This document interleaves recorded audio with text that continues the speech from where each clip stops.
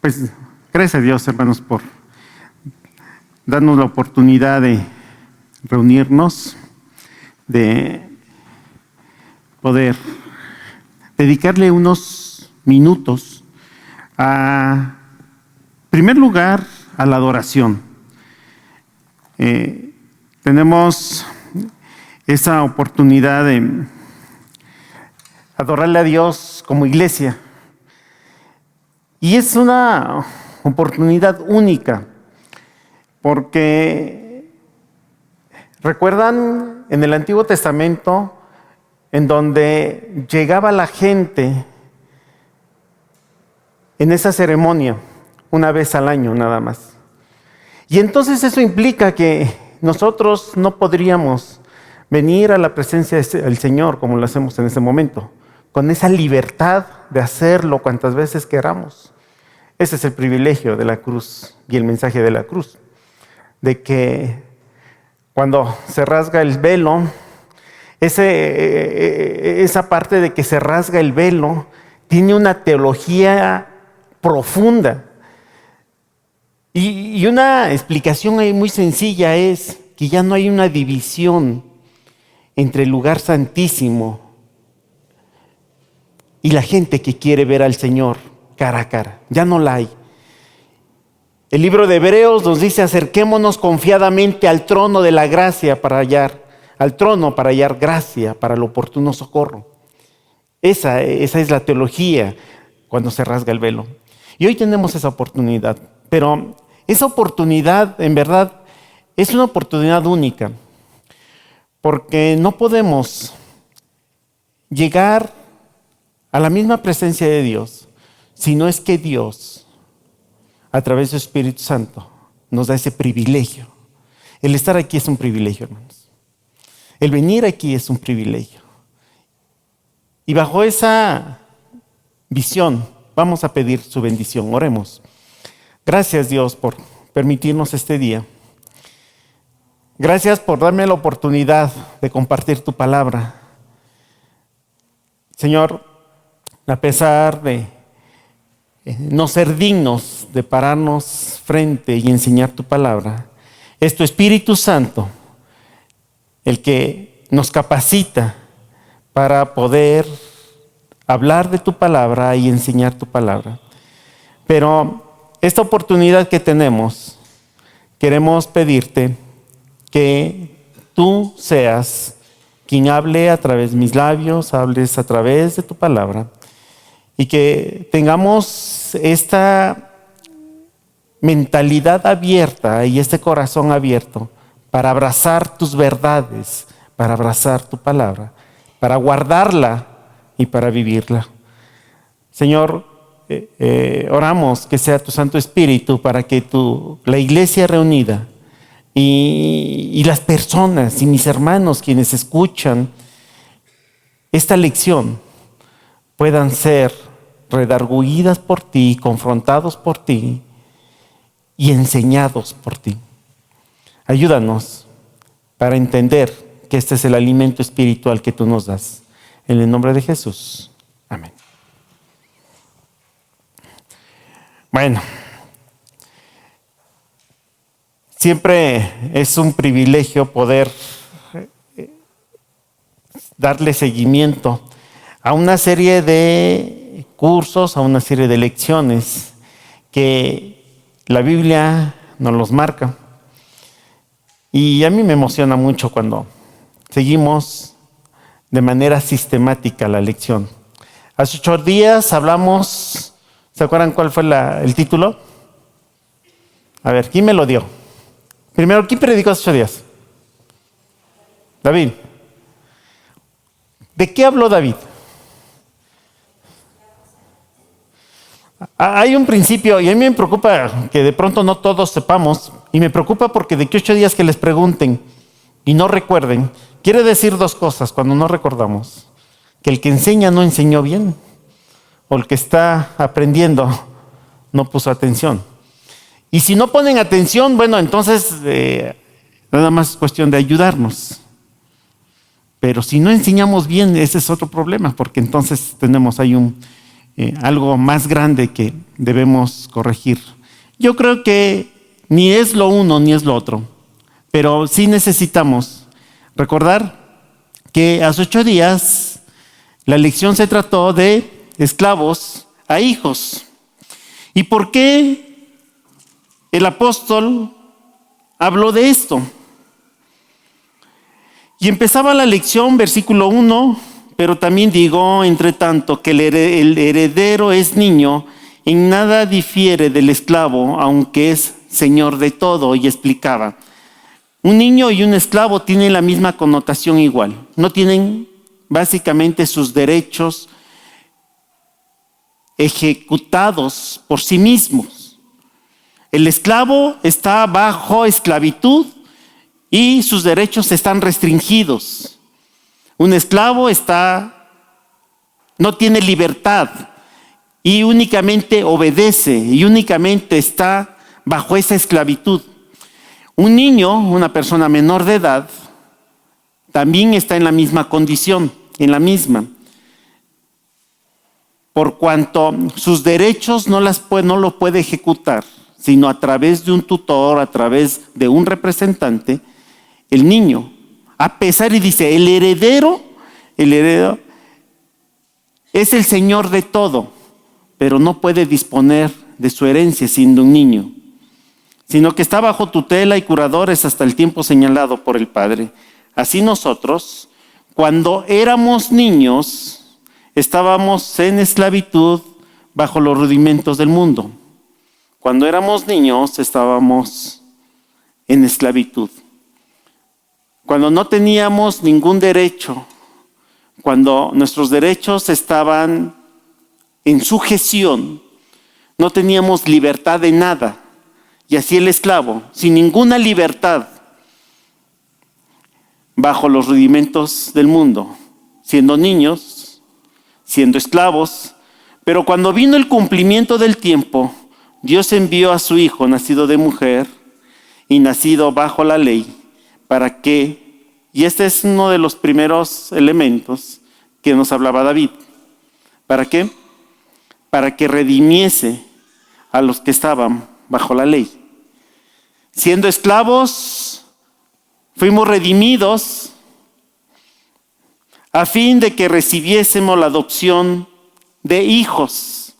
O sea, no teniendo ningún derecho, no siendo nada, la clase de la esclavitud, los esclavos en este contexto no eran nada ni nadie, eran unos simples esclavos, eran cosas, una cosa de mercado, porque los esclavos eran objeto de trance.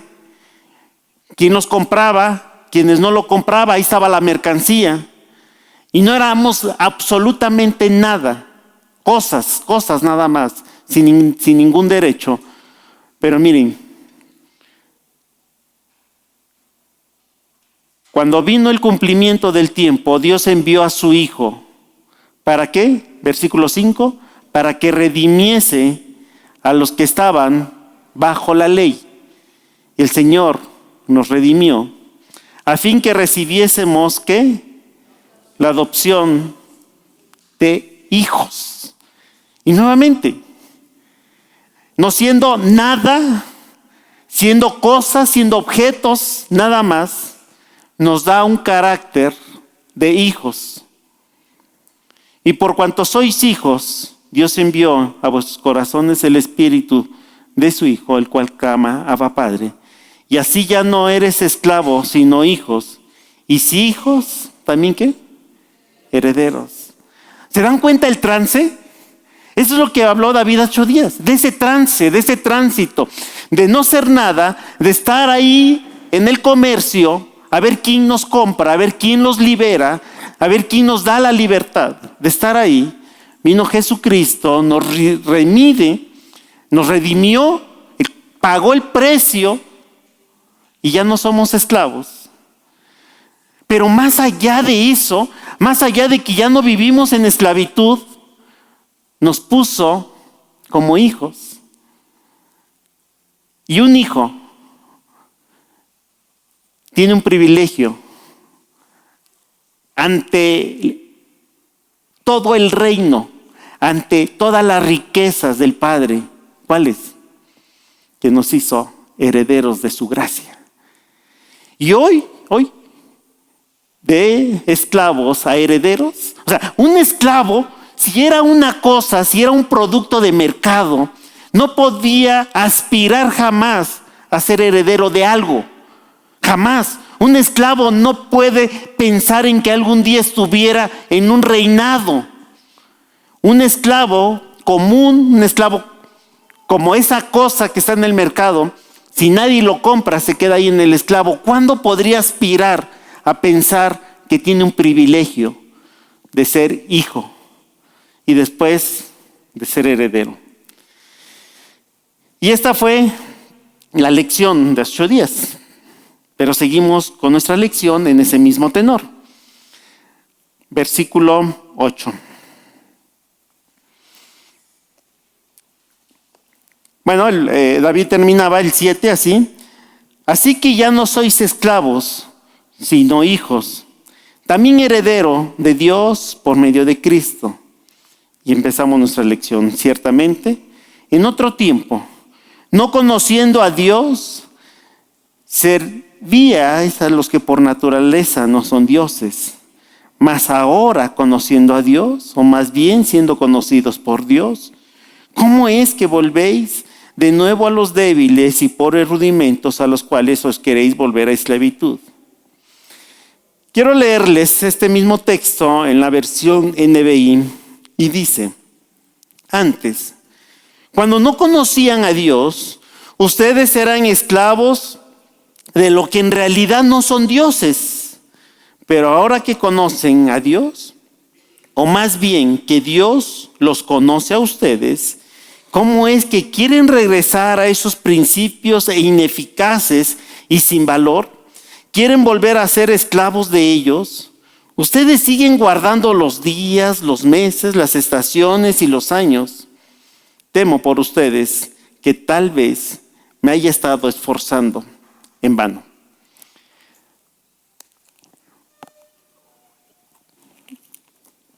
¿Se acuerdan del contexto de todo el libro de Gálatas? ¿Cuál es el contexto del libro de Gálatas? ¿Cuál es? Bueno, a ver. El capítulo 3, Pablo empieza, esa lección la dio May, y empieza: oh Gálatas insensatos, ¿quién os fascinó para no obedecer a la verdad? Y a vosotros, ante cuyos ojos Jesucristo fue ya presentado claramente entre vosotros como crucificado. ¿Les suena? Ahora sí, ¿cuál es el contexto de Gálatas? ¿De qué habla Gálatas? Vámonos más atrás. Pablo empieza a tener una serie de problemas porque las iglesias de Gálatas empezaron a adoptar una serie de doctrinas de las que el apóstol Pablo no predicó. Cuando fundó las iglesias de Galacia, el apóstol Pablo no tuvo esa intención de predicarles la ley mosaica, la ley judía. Bueno, Pablo no estuvo permanente en las iglesias de Galacia, sino él fundó las iglesias y las iglesias empezaron a crecer, empezaron a desarrollarse y Pablo seguía su ministerio. Bueno, mientras algunas iglesias crecían, Pablo estaba en la cárcel o Pablo estaba en otros viajes. Pero la iglesia de Cristo es una institución guiada por el Señor Jesucristo, por Dios. Y entonces Dios empieza a bendecir a las iglesias de los cristitos, los del camino. Y empieza esa revolución, el nacimiento de la iglesia cristiana. Pero a medida que la iglesia va creciendo, empiezan a adquirir ciertas prácticas y ciertas doctrinas. Algunos hermanos se infiltraron para decir, bueno, la predicación de Pablo tenemos que seguirla, pero ¿qué creen? Necesitamos judaizarnos para ser cristianos. Y entonces las iglesias de Galacia se caracterizó porque empezaban a exigir la práctica de algunas observancias en la ley. Y una de ellas, así muy puntual, era que si quieres alcanzar la salvación, en primer lugar tienes que ser judío para ser salvo. Y los judíos necesitaban circuncidarse. Y entonces esta práctica de la circuncisión empezó como una obligación. Y Pablo les dice, a ver, yo no les prediqué esto. No necesitamos observar la ley porque nosotros no somos judíos. La iglesia en Galacia no son judíos. Los judíos sí necesitan observar sus leyes. Todas sus leyes necesitan ser observadas. Nosotros no. Nosotros nos ha alcanzado la gracia. Nosotros podemos vivir una vida cristiana sin observar la ley de los judíos. Bueno, pero la influencia de la enseñanza en la iglesia de Galacia era tan fuerte que incluso hubo un problema y ya no querían a Pablo. Había gente que de manera abierta lo confrontaba y le decían, tú no eres de nosotros, tú no debes tener el carácter de ser apóstol porque no predicas la legalidad de la ley judía. Y este es el contexto. El contexto es que la iglesia en Galacia está siendo distorsionada por la predicación de un evangelio diferente al que la Biblia habla. Y bueno, en el capítulo 3 los confronta de una manera muy fuerte y les dice, Gálatas insensatos. Capítulos antes les dice que no prediquen otro evangelio diferente. Y es muy fuerte porque les dice, los que predican un evangelio diferente al que les he predicado, al que habla la Biblia, sean anatemas, sean malditos. No deberían de estar con nosotros por estarle poniendo alguna característica especial de lo que la Biblia no dice y que ustedes quieren que se viva. Y los que predican un evangelio diferente, que sean anatemas. Capítulo 3 les dice, Gálatas insensatos. ¿Quién los fascinó para no obedecer la verdad? Y ahora vemos que Pablo está como que muy enojado cuando les dice Gálatas insensatos. Llega al capítulo 4 y se le baja el enojo y empieza a decirles, a ver, antes ustedes estaban en esclavitud y Dios los puso a ser hijos y herederos. O sea, ya son herederos de la gracia de Dios. Han alcanzado la salvación por fe en Jesucristo. Ciertamente, en otro tiempo, en este contexto, recuerden cómo vamos. Pablo le está diciendo y le está hablando con mucho amor, y el enojo se le había bajado y le está diciendo, ahora son hijos. Ahora tenemos este carácter de hijos. Ya no necesitamos estar esclavizados en esos rudimentos religiosos para alcanzar la salvación. Ahora somos hijos y somos herederos. Ciertamente en otro tiempo, no conociendo a Dios, servías a los que por naturaleza no son dioses. Antes, cuando no conocían a Dios, ustedes eran esclavos de lo que en realidad no son dioses. Pablo les recuerda que en otro tiempo, no en este, no conocían a Dios.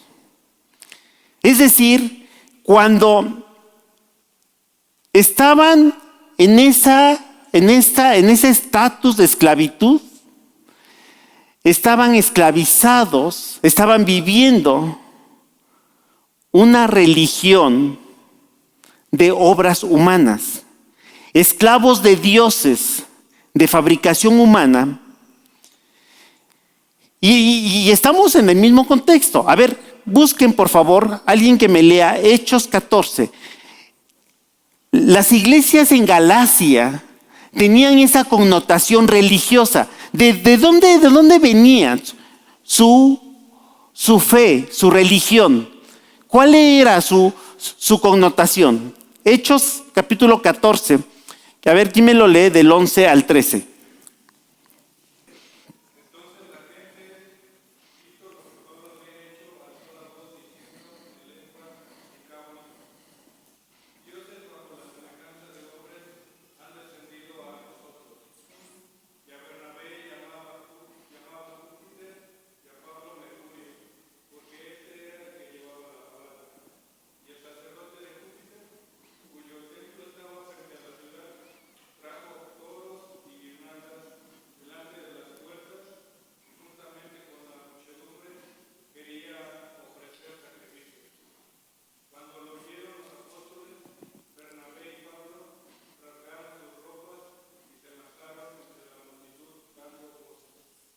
¿Se acuerdan? Eso lo vimos cuando leíamos Hechos. Y esa es la historia de una de las iglesias en Galacia. ¿Quiénes eran sus dioses? ¿Júpiter y qué? ¿Júpiter y Mercurio? ¿Sí? Esos eran sus dioses. Adoraban a Júpiter. Y entonces cuando llega Pablo y les habla, lo ven como esos dioses. Esa fue la experiencia. Y por eso Pablo en el versículo 8 les dice, ciertamente en otro tiempo, cuando Pablo llega y les predica y se topa con que esa iglesia, esos nativos, los confunden con esos dioses, Pablo recuerda perfectamente que sus dioses eran Júpiter, esos dioses que nacieron ahí, ciertamente en otro tiempo, no conociendo a Dios, cuando no conocían a Dios, servías a los que por naturaleza no eran dioses. Su religión eran las obras humanas, esclavos de diversos dioses de fabricación humana. Ahí están sus dioses, Júpiter y Mercurio. Y eran esclavos de esos dioses. Seguramente el desconocimiento de Dios trae una vida de esclavitud religiosa y eso todavía lo vivimos hoy. Cuando no conocemos a Dios, somos esclavos de una serie de actividades religiosas. ¿Como cuáles? ¿Cuáles son las actividades que caracterizan una religión? ¿Cuáles? ¿Indulgencias? ¿Peregrinaciones? ¿Mandas? ¿Sacrificios? ¿Fiesta a los dioses? Mi hermanos, una de las características de un esclavo es que no se les permite razonar, no se les permite cuestionar. Un esclavo tiene que obedecer, tiene que hacer y no se le permite por lo menos decir para qué lo está haciendo o por qué lo está haciendo. Es una regla que tiene que obedecer. Y dice Pablo, ciertamente en otros tiempos eran esclavos de dioses hechos de mano. Tenían actividades muy constantes y eran esclavos de esas actividades y no se les permite razonar si lo que están haciendo es correcto o no es correcto. Y bueno, como no se nos permite razonar si nuestra actividad religiosa es correcta, por lo menos se tiene una satisfacción que todas esas actividades pueden lograr alcanzar algo de salvación. A ver, cuando se establece una peregrinación, hay un sacrificio, ¿sí o no? La caminata o las bicicletas o el mismo viaje implica un sacrificio. Y muchas veces se cree que ese sacrificio ya es suficiente para alcanzar la salvación. Y entonces ese sacrificio se hace de una manera rutinaria, pero no existe una satisfacción permanente y personal de lo que Dios ha hecho en nuestras vidas. Un sacrificio jamás va a encontrar una relación directa con Dios. Después de que se termina ese sacrificio, cuando regresan, ¿tienen una relación con Dios? ¿Viven pensando en Dios? ¿Hacen las cosas pensando en Dios? Claro que no. Hermanos, es sorprendente y eso lo vivimos muchos y los conocemos muchos. Hay mucha gente que se va a las peregrinaciones, pero es gente mala, es gente que está maquinando siempre el mal contra la gente, que está pensando cómo hacer mucho dinero a pesar de defraudar a mucha gente, a pesar de pisotear los derechos de mucha gente. Y bueno, el sacrificio de ir a una peregrinación los regresa y siguen pensando en seguir haciendo lo malo.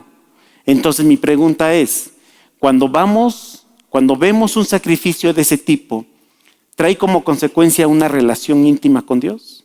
Pues no la hay. ¿Por qué? Porque únicamente estas actividades es una actividad de esclavitud religiosa. Se hace porque se hace y probablemente así encontremos la salvación. Miren lo que dice Romanos 1, del 19 al 25. Me explico. Lo que se puede conocer acerca de Dios es evidente para ellos, pues Él mismo se lo ha revelado, porque desde la creación del mundo, las cualidades invisibles de Dios, es decir, su eterno poder y su naturaleza divina, se perciben claramente a través de lo que Él creó, de modo que nadie tiene excusa. A pesar de haber conocido a Dios, no le glorificaron como a Dios, ni le dieron gracias, sino que se extraviaron en sus inútiles razonamientos y se les oscureció su insensato corazón. Aunque afirmaban ser sabios, se volvieron necios y cambiaron la gloria de Dios inmortal por imágenes que eran réplicas del hombre mortal y de las aves y de los cuadrúpedos y de los reptiles. Por eso, Dios los entregó a los malos deseos de su corazón que conducen a la impureza sexual, de modo que degradaron sus cuerpos los unos con los otros, cambiaron la verdad de Dios por la mentira, adoraron y sirvieron a cosas creadas antes que al Creador, quien es bendito para siempre. Amén. Esto es la característica de un hombre religioso que no busca a Dios, sino únicamente busca una actividad que los esclaviza de manera constante hacia una religión, pero no hacia un Dios vivo, hacia un Dios que merece la gloria. Sigamos. Pero ahora, conociendo a Dios, esta palabra, pero ahora, es un contraste del versículo 8 y versículo 9. Dice, ciertamente en otro tiempo, no conociendo a Dios, servías a los que por naturaleza no son dioses. En ese tiempo, eran esclavos de una religión, servían a los que no eran dioses. Pero ahora ese contraste, ahora que tienen un estatus diferente, antes éramos esclavos bajo los rudimentos del mundo. Pero ahora, o sea, esa diferencia, antes éramos esto, ahora no. Ahora, ¿se acuerdan la lección de 8 días? ¿Cuáles son las características de la lección pasada que nos daba David? ¿En qué condiciones estamos ahora? ¿Fuimos qué? Redimidos. Después, adoptados hijos. Y ahora, herederos de Dios. Estas tres características, Pablo les dice, pero ahora, o sea, ya no somos esclavos de la religión, no somos personas sin valor, sino ahora que somos redimidos, adoptados por Dios, herederos por Dios, Ahora nuestra naturaleza es ser hijos de Dios y herederos de su gracia. Pero ahora conociendo a Dios. Ahora conociendo a Dios. Pero hermanos, hay que entender el apóstol Pablo cuando está diciendo que se desviaron para infiltrar en la iglesia una doctrina que no es bíblica. Y dice, bueno, a mí se me hace esta palabra como una ironía por parte del apóstol Pablo, porque dice, ahora conociendo a Dios. Y es que cuando conocemos a Dios, es difícil que se infiltren doctrinas que no son bíblicas. Si en verdad conocemos a Dios, tenemos que tener una actitud reverente de Dios. Cuando conocemos a Dios,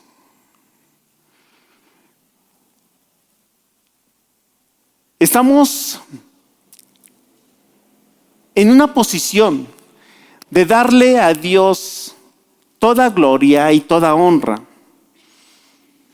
El tema de la nueva situación del creyente para con Dios, su nueva naturaleza, que tiene diferentes implicaciones cuando conocemos a Dios. Cuando conocemos a Dios, dice, ahora que conocen a Dios, ¿qué significa conocer a Dios? ¿Qué significa estar en una comunión con Dios? ¿Qué se gana al conocer a Dios, hermanos? ¿Qué ocurre cuando no conocemos a Dios? Probablemente podamos tener un pecado de ignorar a Dios después de haberlo conocido, como los Gálatas. ¿Qué significa y qué implica ser conocido por Dios? ¿Qué es conocer a Dios? Y aquí sí, le voy a dedicar unos minutos más, conociendo a Dios, que ese es nuestro texto. Y ahora que conocen a Dios, más ahora conociendo a Dios, ¿qué es conocer a Dios? Y esa pregunta quiero hacérselas ahorita. ¿Qué significa? ¿Qué es conocer a Dios? ¿O será que podamos estar en un pecado cuando no conocemos a Dios? ¿O será que podamos estar en presencia de un tema muy fuerte cuando conocemos a Dios y después vivimos como si no conociéramos a Dios? Lo que sí me queda claro, hermanos, que conocer a Dios no es lo mismo que tener información de Dios. Conocer a Dios no es lo mismo que tener alguna información general de Dios. Miren, si ustedes se meten a estudiar, ahorita ya es muy fácil que podamos ver una serie en nuestro teléfono. Vamos a entrar a una serie de cualquier actividad de Japón. Vamos a entrar a Japón. Por una serie que podamos ver de Japón, ¿conocemos Japón? Hay quienes su orgullo les dice que sí, pero ¿en verdad conocemos todo lo que es Japón? Conocemos su cultura, conocemos su arte, conocemos su religión, conocemos su educación. ¿Lo conocemos? Solo por una serie que podamos ver. ¿Qué tenemos ahí? Información. Solo es información. Y esa información nos sirve de mucho. No de algo, de mucho. Pero ¿estamos conociendo Japón? ¿Cuándo conocemos a Japón? ¿Cuándo? Cuando tengamos que ir a Japón y empecemos a meternos en sus culturas, empecemos a meternos en sus escuelas, nos metemos en la iglesia, nos conocemos con los más pobres, con los más ricos, vemos cómo piensan, qué hacen, cuáles son sus actividades, y en un año podemos conocer todo Japón. Hermanos, ¿se acuerdan de esas palabras? Dicen que en el matrimonio no terminamos de conocernos. ¿Es verdad? Y llevamos toda una vida conociendo y no nos conocemos, no terminamos de conocer. Por eso insisto, conocer a Dios, hermanos, no es una información, no es lo que tengamos. Es más, teniendo información teológica, no nos asegura conocer a Dios. ¿Qué es conocer a Dios? Tener una comunión íntima, estrecha. Esta palabra conocer a Dios es la misma palabra que se utiliza ahí en los evangelios cuando hablan del nacimiento de Jesús. Dice que María y José no se conocieron hasta el alumbramiento. Y quiere decir que José y María no tuvieron relaciones sexuales hasta que después que nació Jesús. ¿Por qué? Pues porque María ya había estado embarazada del Espíritu Santo para que naciera Jesús. Esta palabra, y no conoció José a María hasta después, es la misma palabra conociendo a Jesús, conociendo a Dios. ¿Qué quiere decir? Si nosotros conocemos a Dios, tenemos una relación muy íntima. ¿Cómo es nuestra relación con Dios? O sea, tenemos esa relación tan fuerte con Dios que podemos conocerlo. Pero hermanos, cuando conocemos a Dios, nuestra vida refleja el conocimiento de Dios. No podemos conocer a Dios si nuestra vida no es transformada. No podemos decir que conocemos a Dios si nuestra vida no es cambiada. ¿Conocemos a Dios solo porque le cantamos? ¿Conocemos a Dios porque venimos al templo? No es una garantía. Si no tenemos esa intimidad fuerte con Dios, no podemos conocer a Dios. ¿En qué momento conocemos a Dios? ¿Cómo responde Dios? ¿En qué circunstancias? Hay quienes conocen a Dios solamente cuando les va bien. Y dicen, fíjense, o sea, y lo hemos notado.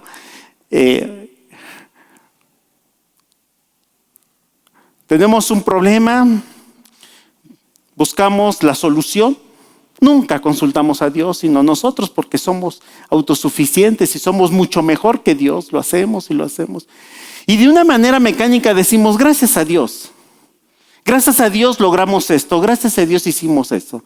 Pero la pregunta es, antes de esto, ¿sí lo consultamos? ¿Sí lo hicimos? No. Por la información que tenemos de Dios decimos, gracias a Dios. Pero nunca lo tomamos en cuenta. Y nosotros podemos ver qué tanto Dios está en nosotros, qué tanto conocemos a Dios cuando vemos cómo reaccionamos en determinadas circunstancias.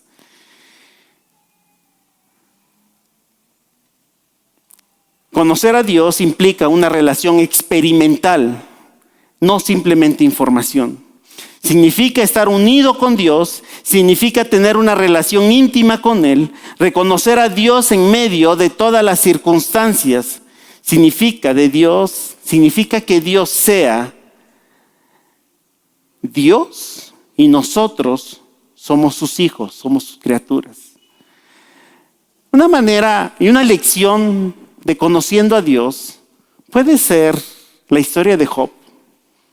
Miren, Job tenía una relación tan íntima con Dios que Dios estaba seguro de que Job era capaz de aguantar cualquier sufrimiento. Pero Job, en ese proceso de sufrimiento, hubo un debate con Dios. Cuando iniciamos el año, yo les pedí a mi familia que pudiéramos estar leyendo y Dios nos dio la oportunidad de leer el libro de Job de manera, todo el libro. Y leíamos esa parte. Job, estando en esta lucha, en ese sufrimiento, primero Job se queda sin dinero, se queda pobre, se queda sin familia y después se queda enfermo. ¿Sí se acuerdan? Está enfermo, le dio sarna. Y lo único que le quedaba a su esposa, que se supone que es la ayuda idónea, aquí hubiera estado mejor sin la esposa, porque le dice, ya reniega contra tu Dios. O sea, en vez de tener este apoyo de la esposa, pues tiene como esa actitud de... Siempre las mujeres dan buenos consejos, ¿no? Siempre son expertas en dar consejos. Y el mejor consejo es, reniega contra tu Dios. Y ahora Job se siente solo. Si lo único que tenía era su ayuda idónea, cuando su esposa le dice esto, pues para Job mejor me quedo solo. A Job se le acabó todo. Y no tan solo tuvo que sufrir este embate con su esposa, sino llegan unos excelentes amigos. Y todavía sus amigos lo confrontan y le dicen, es que estás en pecado, es que te separaste de Dios. ¿Y qué le queda a Job? Únicamente a Job le queda la dependencia de Dios. Y hay un diálogo muy fuerte, pero bien bonito. Job y Dios. Y miren, se los voy a leer. Job capítulo 42, 1 y 2. Y respondió Job a Jehová y dijo, yo conozco que todo lo puedes. Después de estar sufriendo, después de que se quedó pobre, siendo un hombre muy rico, se queda pobre, se queda sin nada. En la vil pobreza, se queda sin hijos, se queda enfermo, tiene una esposa que no encuentra su apoyo en él, tiene unos amigos que en vez de que lo arropen, le están recriminando y solo tiene al Dios, a su Dios. Y después de todo el embate dice, respondió Job a Jehová, yo conozco que todo lo puedes y que no hay pensamientos que se esconda de ti. ¿Quién es el que oscurece el consejo sin entendimiento? Por tanto, yo hablaba lo que no entendía. Miren, la experiencia de Job. Después de haber estado en ese sufrimiento, le dice, yo hablaba lo que no entendía. Cosas demasiado maravillosas para mí que no comprendía. Oye, te ruego y hablaré. Te preguntaré y tú me enseñarás. De oídas te había oído, mas ahora mis ojos te ven. Cuando nosotros conocemos a Dios, aún en medio de las circunstancias más adversas, podemos decir, de oídas te he oído, pero ahora mis ojos te ven, porque nuestro Dios es real. Nuestro Dios es un Dios real, es un Dios de poder, es un Dios que tiene el control. Ese es nuestro Dios. Conociendo a Dios, ¿qué tanto conocemos a Dios? ¿Qué conocimiento tienes de Dios? ¿Te has conformado solo con leer? ¿Te conformas solo con venir a los cultos? O sea, ¿nuestro conocimiento de Dios se limita solo a venir los domingos? ¿Y por eso ya conocemos a Dios? ¿Nuestro conocimiento de Dios es lo que nos hablan? Hermanos, ¿sientes a Dios en tu corazón? ¿Sientes que Dios controla tu vida? Y esa pregunta tenemos que hacernos. O sea, ¿Dios controla tu vida? ¿Dios controla nuestras vidas? ¿En el centro de nuestras vidas está Dios? ¿Qué tanto puedes sentir ese calor divino? ¿Qué tanto puedes sentir su gloria, su majestad, su santidad? ¿Qué tanto puedes sentir a ese Dios con su paciencia, bondad, con ese amor? ¿Qué tanto lo sientes? ¿Qué tanto ves a ese Dios? ¿Qué tanto ves a Dios en la soledad? ¿Puedes sentir a ese Dios en medio de la debilidad? Ese Dios de poder en medio de la debilidad. ¿Qué tanto lo conoces? Pero dice, mas ahora, conociendo a Dios, el apóstol Pablo les dice, ya no son esclavos, ya no son ignorantes de la gracia de Dios, porque ahora que conocen a Dios, ahora que saben quién es Dios, y como que hace una corrección, más bien siendo conocidos por Dios. Esto es lo mejor, hermanos. Sí, es una responsabilidad conocer a Dios. Necesitamos conocer a Dios. Pero lo más bonito es cuando Dios nos conoce. Siempre he repetido esta palabra. No es tan importante que tú conozcas a las gentes importantes, a la gente de renombre. No es importante, hermanos. Lo importante es cuando la gente, esa gente que está así hacia arriba, te conoce a ti. Alguna vez tuve la necesidad de ir al registro público. Había un trámite que me estaba tardando demasiado y ya había mandado al personal del despacho y ya había hablado por teléfono y no lograba nada. Y un buen día dije, pues voy personalmente. Llego al registro público, encuentro una persona a quien conocimos por mucho tiempo. Y después me dice, bueno, tienes que ir a la ventanilla y pregunta sobre tu trámite. Llego y me recibe la persona y me dice, hola licenciado, ¿cómo está? Bien, bien, gracias. ¿Cuál es su trámite? Digo, ¿a poco me conoce? ¿Cómo no? Sí lo conozco. Sí lo conozco, desde hace tantos años lo conozco. A ver, y fue una bendición saber que me conocían. Yo necesitaba llegar a alguien a quien conocer para pedirle el favor de mi trámite. Lo importante es que sin pedirles el favor me dijo, es que a usted lo conozco, a ver, tráigame sus documentos. Esa es la bendición de que habla el apóstol Pablo. Más bien, siendo conocidos por Dios, no hay nadie que pueda conocer a Dios por medio de iniciativas propias. Hermanos, si nosotros queremos conocer a Dios por nuestros propios medios, por nuestras propias fuerzas, va a ser difícil y casi imposible. Dios se revela a su criatura humana en su gracia. Jamás podremos conocer a Dios si no es porque Él ya nos ha encontrado. Porque Dios es el que nos buscó y nos rescató. Nosotros somos conocidos por Dios. El conocimiento que tenían los Gálatas sobre Dios no fue el resultado de sus propias investigaciones, sino que fue la obra soberana del que les abrió el entendimiento. Dice en 1 Corintios 8:3, pero el que ama a Dios es conocido por Él. El que ama a Dios, Dios lo conoce. 1 Corintios 13:12 dice, ahora vemos de manera indirecta y velada, como en espejo, pero entonces veremos cara a cara.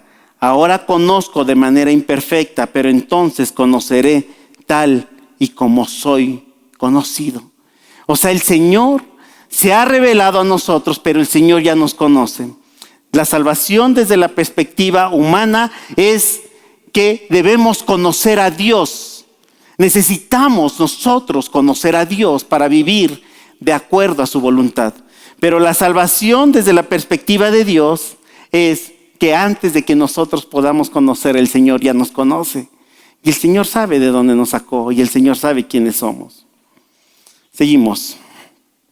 Pero ahora, conociendo a Dios, o más bien siendo conocidos por Dios, ¿cómo es que os volvéis de nuevo a los débiles y pobres rudimentos, a los cuales os queréis volver a esclavizar?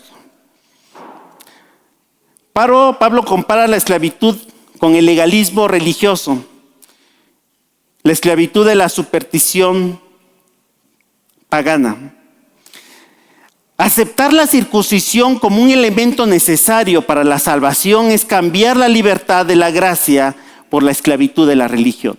O sea, Pablo insiste, no podemos estar esclavos en las actividades religiosas. Dios nos sacó de esa esclavitud, no podemos seguir viviendo como esclavos religiosamente. Vamos los domingos a la iglesia a las 11 de la mañana. Ya se abrieron los campamentos los viernes, ya hacemos esto de manera religiosa. No podemos seguir viviendo en esa esclavitud religiosa.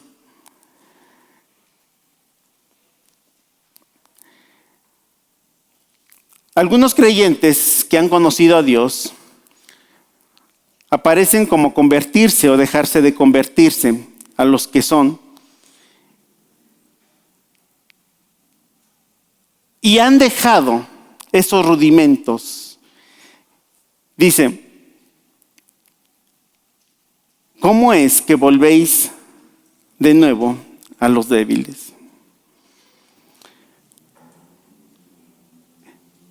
Este reclamo que Pablo les dice, ahora se supone que conocen a Dios, Bueno, Dios los conoce y Dios muestra su gracia. ¿Cómo es que volvéis de nuevo a esa esclavitud religiosa?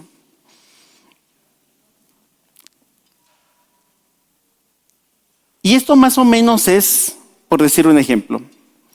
Imaginen, ¿se acuerdan cuando cuando Jesús llega con el ciego? Llega con el ciego y lo sana. Le da la vista. Y ahora el ciego ahora ve. Y está gozoso. Y que de pronto diga, a ver, Dios, quiero volver a estar ciego. Porque quiero otra vez estar en esa esclavitud. Así, cuando se acuerdan que Jesús libera a una persona que estaba endemoniada. La Biblia dice que estaba endemoniada y estaba toda sucia, desalineada. Imagínense de ese endemoniado que Dios lo libera y ahora es una persona correcta y que de pronto le diga, ¿sabes qué, Jesús? Pues quiero regresar a como estaba. Quiero ser endemoniado y estar andrajiento, estar sucio, dando lástimas. Así el apóstol Pablo les dice, ¿cómo es que os volvéis de nuevo a los débiles y pobres rudimentos a los cuales os queréis volver a esclavizar? Hermanos, a veces nosotros hacemos lo mismo. Después de tener ese privilegio de ser hijos de Dios, ser adoptados por Jesucristo, tener el Espíritu Santo en nuestras vidas, queremos cambiar nuestra naturaleza para llegar otra vez y regresar otra vez a esa esclavitud.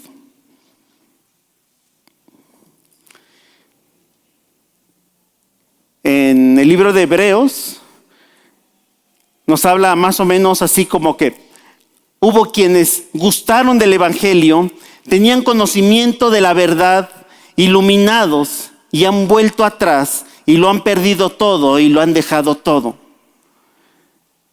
O sea, después de ser iluminados, de ser gente reconocida por el Señor y tener un privilegio, queremos volver otra vez atrás. Queremos seguir esclavos de la ley. Esa ley que es débil y pobre. Es débil porque la ley no fue suficiente para darnos salvación. Solo nos refleja nuestra condición. Es pobre porque jamás pudo comprar nuestra pertenencia con Dios. Versículo 10. Guardaos los días, los meses, los tiempos y los años. O sea, dejaron el privilegio de ser hijos de Dios para otra vez llegar a ser esclavos de la religión y ahora guardan los días, guardan los meses. Bajo la influencia del judaísmo, los gálatas, cuando menos ya habían empezado a cumplir con el calendario mosaico. Guardaban los días especiales como el día del reposo semanal, los meses, las lunas nuevas, los tiempos, las festividades de temporadas tales como la Pascua, el Pentecostés y las fiestas de los tabernáculos, los años sabáticos y el año de jubileo. Cumplían estas fiestas especiales pensando que por ello iban a ganar méritos adicionales delante de Dios, pero Pablo ya había probado claramente que la obra no puede ser añadida a la fe como base para alcanzar la justificación y la santificación. No podemos seguir en una vida religiosa, hermanos. Nuestra vida tiene que honrar a Dios vivo, al Dios que nos sacó de la esclavitud para hacernos hijos. Y no podemos seguir viviendo en esa vida de esclavitud. A veces como cristianos también estamos viviendo en una vida de esclavitud y no conocemos a Dios. Nuestra vida ha estado esclavizada en actitudes religiosas y no conocemos a Dios. Y no le honramos porque los 6 días de la semana dejamos a Dios a un lado y entonces en el centro está mi yo. Y no está en el centro nuestro Dios. Y venimos solo los domingos y le cantamos. Hermanos, esto es una religiosidad. Estamos esclavizados en la religión porque no tenemos como finalidad honrar a Dios a través de nuestros actos. No queremos honrar a nuestros padres porque creemos que lo que yo pienso es mucho mejor. Porque lo que yo creo, bueno, sí, la Biblia dice, pero la Biblia está a un lado. Hermanos, somos hijos de Dios y la Biblia es el que marca nuestra vida constante de honra a Dios. Nosotros estamos llamados a conocer a Dios porque Dios nos conoce. Y ya no estamos obligados a vivir en una esclavitud religiosa. Me temo por de vosotros que haya trabajado en vano. Miren, ¿se acuerdan? Al apóstol Pablo ahí en Listra, cuando estaba predicando, lo apedrearon. ¿Se acuerdan? Cómo incluso lo sacaron, ¿cómo se llama? Lo jalaron, lo arrastraron, ¿se acuerdan? Ahí en Listra, que era una de las iglesias en Galacia. ¿Cuánto sufrió Pablo por la predicación del evangelio? ¿Cuánto? Hasta los golpes, hasta casi la muerte. Esos son los riesgos, esos sacrificios que hizo en sus viajes, las enfermedades, la soledad, esa lucha hasta ser apedreado. Y ahora les dice, todo esto creo que fue en vano con ustedes si no entienden que Dios nos ha llamado a ser hijos suyos a través de la gracia y no a través de la religión. La religión nos salva. La religión no nos llega a Jesucristo, no nos llega a Dios. Es la gracia de Jesucristo. Y entonces,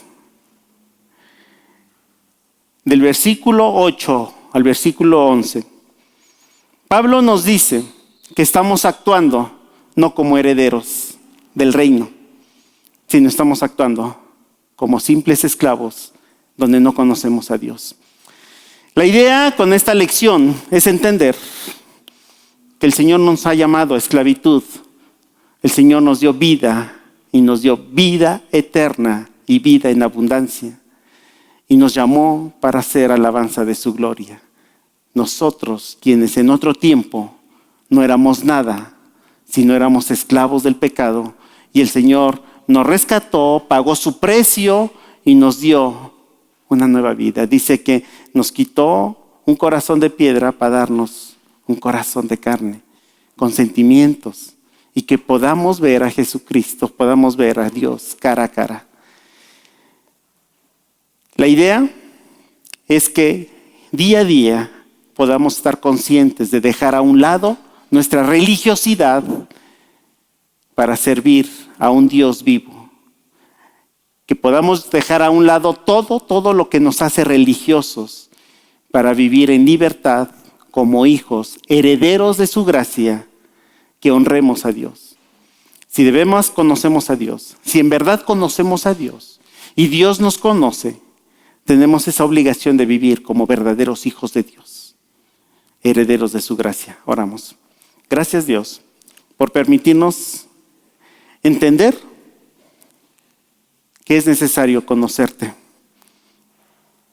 Que nuestra vida debe reflejar un conocimiento real de quién eres. Que lo que yo hago refleje que te conozco. Que mis decisiones reflejen que te conozco. Que mi vida refleje que tú eres nuestro Dios, nuestro Señor. Ayúdanos a vivir y dejar a un lado todos los rudimentos de la religiosidad y podamos vivir una vida que a ti te honre, que te dé gloria y que te dé honra. En el nombre de Jesús.